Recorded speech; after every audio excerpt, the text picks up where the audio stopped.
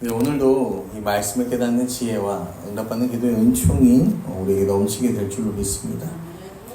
오늘은 이 여호수아 강의 9번째 시간 저희가 함께 살펴보기 원합니다. 우리가 오늘 읽은 본문을 보시면요, 지금까지는 뭘 했냐면은 전쟁을 준비하고 전투를 했어요. 그런데 이제는 가나안 전체를 상대하게 되는 거예요. 그동안은 개별적으로 여리고라는 성을 무너뜨리고 아이라는 성을 무너뜨리고 점령하고 이 전쟁이었거든요. 그런데 이제 이 이스라엘 백성들을 대적하기 위해서 누가 일어서는 거예요?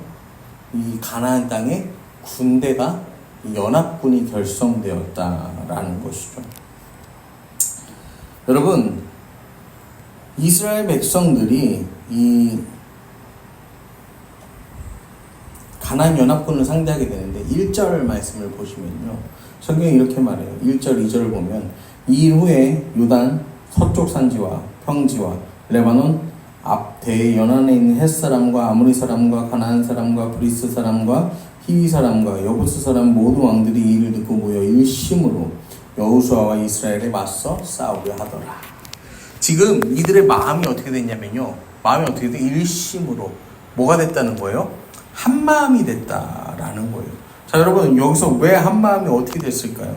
여호수아 8장을 보면요, 9장이 이렇게 말해요. 이 일 후에, 그러니까 8장 이후의 일인데, 8장 이후의 일이 뭐냐면은 이스라엘 백성들이 아이성 전투를 했어요. 아이성 전투에서 아이성을 점령하는데, 이 8장 이전에 보면 어떻게 됩니까? 아간의 범죄함으로 인해서 이 아이성에서 치르는 첫 번째 전투를 패배했단 말이에요.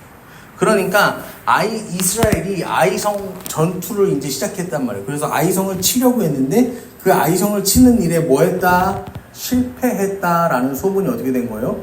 온 가나안 땅에 이제 퍼지게 되었다라는 것이죠. 자, 이스라엘이 그 가나안 땅에 들어와서 여리고성을 무너뜨릴 때까지만 해도 가나안 땅에 사는 사람들의 마음이 어땠다고 했어요? 녹았다고 했어요. 그래서 막 정신이 없어요. 그런데 이 아이성의 패배의 소식을 들으니까 그들의 마음이 어떻게 되는 거예요? 하나로 모이기 시작하는 거예요. 야, 아이성 알아? 아이성? 아이성 알지? 그 성 조만한 성이잖아. 뭐 별 볼 것도 없어. 그냥 우리 군대가 한 2, 3천 명만 가면 넉넉하게 점령할 수 있는 그런 성인데 왜 이스라엘이 거기에 패했다더라? 그 수십만의 군대가 있는데, 수백만의 무리가 있는데 그 성에 패했다더라? 이 소문이 막 나니까 두려웠던 마음이 어떻게 되는 거예요? 가나안 사람들이 두려웠던 마음이, 혼란스러웠던 마음이 하나로 모이면서 이스라엘이랑 뭐 해볼 만한데? 한번 붙어볼 만한데? 전쟁해볼 만한데? 이스라엘 생각보다 강하지 않을지도? 오합지졸이 아닐까? 이러면서 이 가나안의 6왕이 서로 연합을 하는 거예요. 그래서 연합군이 결성되는 거예요. 여러분, 연합군이 결성해서 우리 이스라엘을 한번 몰아내보자 라고 지금 그 상황이 만들어졌다라는 것입니다. 여러분, 이게요, 이스라엘 입장에서 보면요, 아간 한 사람이 지은 죄가 어떻게 되는 거예요? 눈덩이처럼 막 불어나서 어떻게 되는 거야? 눈덩이가 굴러가는 것처럼 죄가 막 불어나서 이 이스라엘에 돌아오는 거예요. 아이성에서 치른 희생과 그 형제의 일가의 몰살로 죄의 처분이 끝난 줄 알았는데 여기서 끝난 게 아니라 이 죄로 인한 하나님의 심판은요, 아직도 끝나지 않았다라는 것입니다. 여러분, 이처럼 죄라는 것은 그 파급력이 어마어마하다라는 사실을 우리는 기억해야 돼요. 그래서 잠언에서도요, 이렇게 말합니다. 그런즉 아들아, 나에게 들으며 내 입의 말을 버리지 말고 내 길을 그에게서 멀리하라. 그의 집 문에도 가까이 가지 말라. 이 하나님께서 뭐라고 말씀하시는 거예요? 나에게 들으며 내 입의 말을 버리지 말고 내 길을 그에게서 멀리하라. 악한과 어리석은 것을 멀리하고 그 집 문에도 가까이 가지 말고 하나님 말씀을 뭐 하라는 거예요? 매일매일 붙들고 기억하고 살아라 라고 하나님께서 오늘 말씀하시는 거예요. 그러면서 이 가나안에 이제 연합군들이 모이는 가운데 3절에 이 가나안 연합군들과는 조금 다른 행보를 보이는 이 한 족속의 이야기가 나옵니다. 3절에 보면 기브온 주민들이, 이 기브온 사람들이 이 여호수아가 여리고와 아이에게 행한 일을 듣고, 자, 여호수아가 여리고와 아이에게 행한 일을 들었다라는 거예요. 그러니까 똑같은 소식을 들었는데 지금 이 기브온 사람들은 무슨 생각을 하는 거예요? 한 번 실패했지만 또 뭐 하는 거야? 승리했잖아. 그렇구나. 이 한 번 해볼 만하다 이게 아니라 기브온 사람들은 뭐예요? 저들이 비록 실패했지만 다시 점령한 걸 보니까 이 앞으로의 가나안 정복 전쟁에서도 이 유리한 고지를 차지하겠구나 라는 그런 생각이 드는 거야. 그러니까 이 꾀를 내는 거예요. 꾀를 내서 사신단을 보내는데 사신의 모양을 이제 꾸미는 거죠. 어떻게 꾸밉니까? 전대, 이 돈주머니 헤어진 전대와 헤어지고 찢어져서 기운 가죽 포도주 부대와 나귀에 싣고 발에는 낡아서 기운 신을 신고 낡은 옷을 입고 다 마르고 곰팡이가 난 떡을 준비하고 그들이 여호수아를 찾아가서 조약을 맺으러 가는 거예요. 여러분, 이게 한마디로 뭐예요? 거짓골을 일부러 만든 거야. 멀리서 온 사람들처럼 보이려고 일부러 만든 거예요. 왜냐면은 이 기브온이라는 곳이 정확한 위치가 우리가 지금 학자들이 이 의견의 일치를 모으지는 못하지만 대략 아이성에서 한 10km 떨어진 정도의 장소라는 거예요. 아이성에서 10km 떨어진 장소면요, 여러분, 그냥 걸어가도 얼마예요? 한 2-3시간이면 걸어갈 수 있는 거리인 거예요. 우리 요새 저는 안 하지만 이 러닝이 유행이라고 하잖아.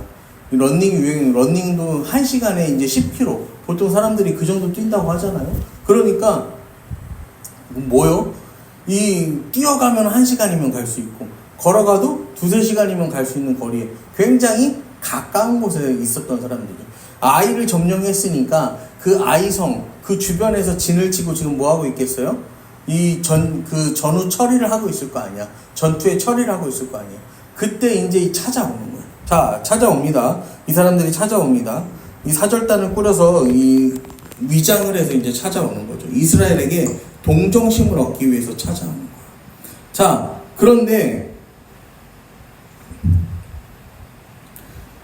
이 사람들이 이 기브온 족속이 왜 이렇게 끼어들어오냐면요.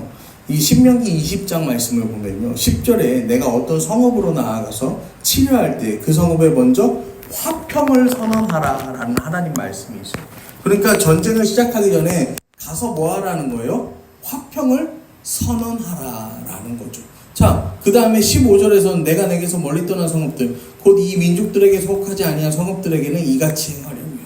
이스라엘은 가나안 원주민이 아닌 먼 곳 사람들에게는 뭐 해야 되냐면 화평을 선언해야 돼요. 기브온 족속이 이 틈을 노린 거예요. 어떻게 알았는지는, 그 율법을 어떻게 알았는지는 모르겠지만 이 기브온 사람들이 그 틈을 노리고 들어온 거야. 우리가 멀리서 왔다고 하면, 가나안 족속이 아니라고 속이면은 뭐 하는 거야? 이 사람들은 우리에게 먼저 화평을 선언하고 우리가 그 화평을 받아들이면은 이 이스라엘의 칼에 우리가 멸망하지 않겠구나 라는 사실을 아는 거죠. 그래서 7절과 8절을 보면 이스라엘 사람들이 히위 사람에게 이르되 너희가 우리 가운데 거주하는데 니네 멀리서 왔다고 했는데 지금 어떻다는 거예요? 아닌 것 같은데? 요 주변에 사는 사람인 것 같은데? 가나안 족속, 우리가 멸절해야 될 히위 족속인 것 같은데? 가나안이 전통의 이 6족속 가운데 하나인 것 같은데? 이게 모세 시대엔 6족속인데 이제 여호수아의 7족속으로 바뀌거든요. 근데 그 중에 하나 이 히위인 것 같은데? 그래서 조약은 불가능해. 우리가 어떻게 너희와 조약을 맺겠냐? 그러는 거예요. 그래서 여호수아에게 기브온 사람들이 준비한 말을 또 하는 거예요. 9절부터 보면은 그들이 여호수아에게 대답하되 종들은 당신들 하나님 여호와의 이름으로 말미암아 심히 먼 나라에 우리가 정말 멀리서 왔거든요. 우리가 그 소문과 그 애굽에서 행하신 모든 일을 듣고 요단 동쪽에 있는 아모리 사람들의 두 왕 헤스본 왕 시온과 아수다르스 있는 바사나 오게 행한 일을 모두 들었다. 여기 들어오기 전부터, 이 가나안 땅에 오기 전부터 이 아주 그냥 이 강대한 나라들을 다 뭐 하는 거야? 발 아래에 두고 저 제국, 저 강력한 애굽에서도 뭐 하는 거야? 이 인도에 내신 그 하나님의 이야기를 들었어요. 그러면서 우리 정말로 뭐 하는 거야? 너무너무 그 하나님을 우리가 경외하고 이 강력한 하나님이 함께 하시는 이스라엘 나라와 화친을 맺고 싶습니다 그러면서 찾아온 거예요. 그러면서 찾아왔어요. 그러는 거예요. 그러면서 여리고와 아이성 사건은 빼는 거예요. 왜요? 멀리서 왔으니까 멀리서 오느라 이 소식을 미처 못 들었다. 이제 그렇게 이 사기를 치는 거죠, 한마디로. 자, 그렇게 왔어. 그러면서 자기들이 준비한 여정, 막 낡은 물건들을 막 꺼내 보이면서 해진 거, 막 떡도 이거 보세요. 우리가 뜨거운 떡을 가져왔는데 지금 이렇게 됐어요. 막 이러면서 막 이야기하는 거예요. 그러니까 14절, 15절에요. 이스라엘이요, 이렇게 반응합니다. 우리가 그들의 양식을 취하고는 어떻게 할지를 여호와께 묻지 아니하고. 여러분, 오늘 제목이 뭐예요? 여호와께 묻지 아니하고. 이스라엘이요, 여호와께 묻지 않았다라는 거예요.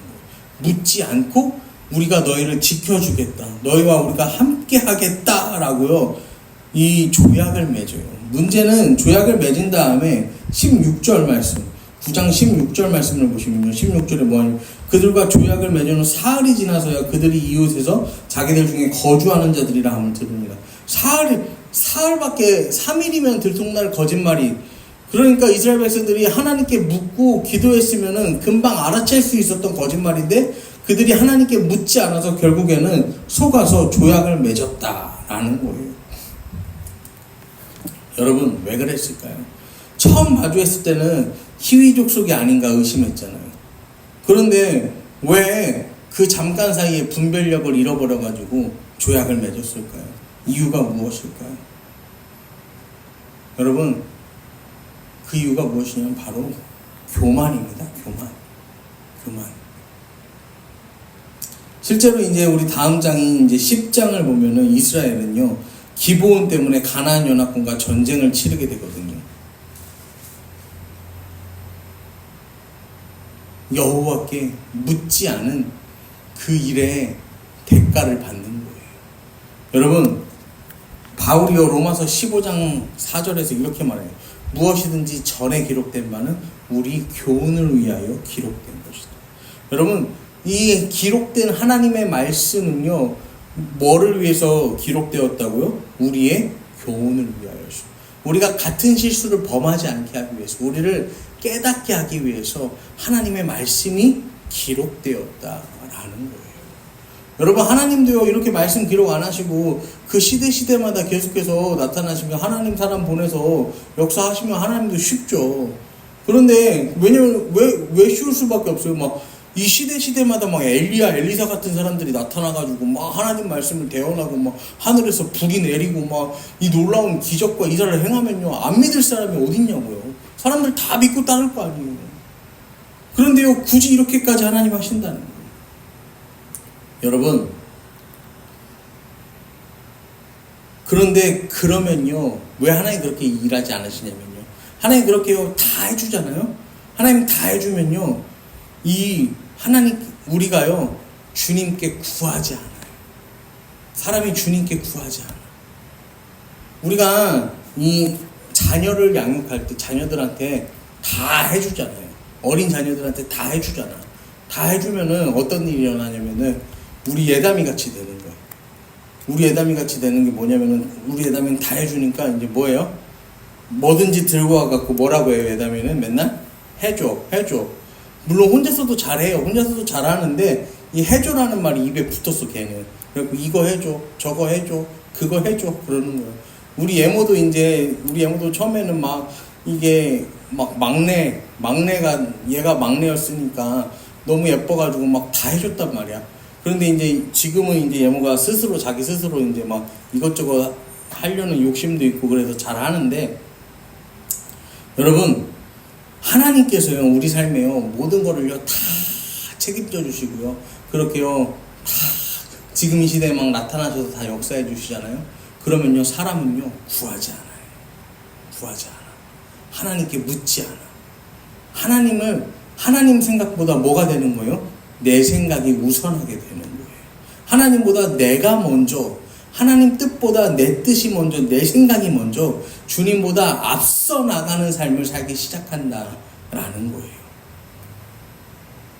여러분, 오늘 말씀은 우리에게 한 가지 교훈을 줍니다. 그게 뭐냐면요, 매 순간순간 우리는 하나님께 묻는 삶을 살아야 한다 라는 것입니다. 하나님께 묻는 인생의 자세가 우리에게 필요하다라는 것입니다. 여러분, 우리가요, 인생은 수많은 제가 봤는데, BDC. 그러니까, B와 D 사이의 C. 이게 뭐냐면은 태어나고 죽는 것 사이에 수많은 선택. 그게 인생이라고 그렇게 표현하더라고요. 여러분, 우리는 수많은 선택을 하고 살잖아요.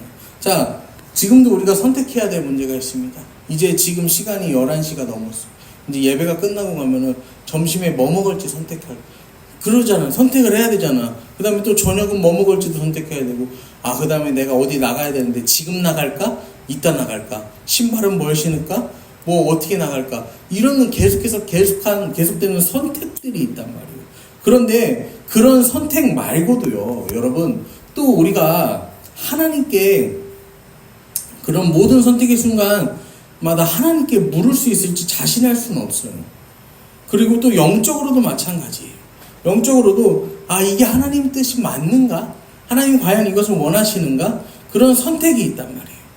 여러분, 그런데요, 우리는 애초에 연약한 인간이니까 매 순간 주님께 물을 수 없는 존재예요. 매 순간 주님께 물을 수 없어요. 혹여나 우리가 묻더라도 그 주님의 응답하심을 기다릴 뭐가 없어요? 실력도 없고 인내도 없어요. 그게 우리의 모습인 거예요. 여러분, 하지만 히브리서 7장을 보면요, 하나님께서는요, 우리의 도움이 되신다는 것을 보게 되는데, 우리 히브리서 7장 25절 성경 말씀을 한번 같이 읽어보겠습니다. 신약성경 히브리서 7장 25절의 말씀을 우리 찾아서요, 한번 같이 읽겠습니다. 우리 함께 읽겠습니다. 시작. 그러므로 자기를 힘입어 하나님께 나아가는 자들을 온전히 구원하실 수 있으니 이는 그가 항상 살아계셔서 그들을 위하여 간구하십니다. 아멘. 할렐루야. 여러분, 우린 연약해요. 우리는 이 물을 힘과 능력도 없고, 묻는다고 해도 그거를 인내하고 받아들일 그런 힘도 없어요. 그런데 우리를 위해서 우리 주님께서 매일매일 매 순간순간마다 간구해 주신다라는 것입니다. 예수님께서 하나님 우편에서 우리를 위하여 끝없이 간구하신다는 거예요. 하나님께 묻기를 쉬지 않으신다라는 거예요. 여러분, 우리는 실패할 수밖에 없어요. 하지만 우리 주님께서는 실패하지 않으세요. 그렇기 때문에 우리는 우리 삶에서 오늘도 이 수많은 선택을요, 누구에게 맡겨드리는, 누구를 의지해야 되는 거예요? 우리 주님께 맡겨드리고 주님을 의지해서 나아가야 한다라는 것입니다. 여러분, 여호수아는 기브온 족속이 이 이스라엘을 속인다는 걸 모르고 속았어요. 그런데요, 우리 주님은요, 다 알면서도 어떻게 해요? 속아주시는 거예요. 다 알면서도 그걸 받아주시잖아요. 그걸 다 알면서도 십자가를 지셨잖아요.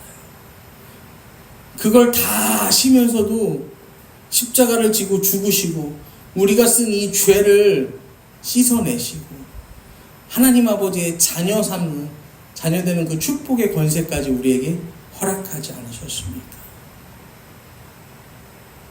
여러분, 오늘도 우리가 이 말씀을 품고 또 세상으로 돌아가실 때, 여러분, 때로는 이 가나안 왕들의 연합처럼요, 우리를 힘들게 하는 그런 소식들에 우리의 마음이 어지럽고 심란할 때도 있고, 때로 우리가 원하지 않았는데 속임을 당할 때도 있습니다. 그래서 인생에 뜻하지 않은 고난을 만나게 되는 경우들도 있어요. 그럼에도 불구하고요, 여러분, 하나님께서, 예수님께서 우리와 함께 하신다는 사실을 여러분 기억하시길 바랍니다. 그분은요, 항상 우리와 함께 하세요. 오늘 스파냐 말씀도, 새벽에 나눈 말씀도 마찬가지지만, 우리가 어디에 있든지 어느 상황 속에 있든지 하나님께서는 어떻게 계시다고요?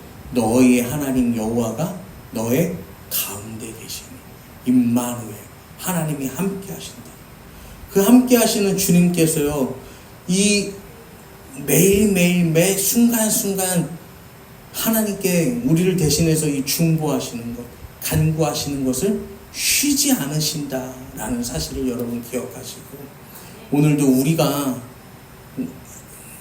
하나님 앞에 묻지 않는 우리의 연약함, 이 모든 부족함을 인정하시고 그 주님께서 이끄시는 그 은혜의 삶 가운데